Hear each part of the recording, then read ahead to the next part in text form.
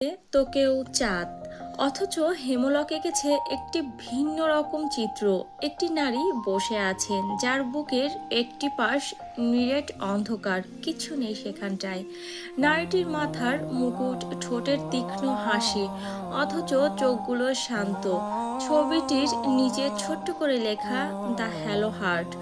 নারীর সেই আবেগশূন্য হৃদয় যাকে গিলে খেয়েছিল পুরুষের কাম। তো একটি পুরুষের চাহিদা সবসময় একটি নারী রয়ে এসেছে।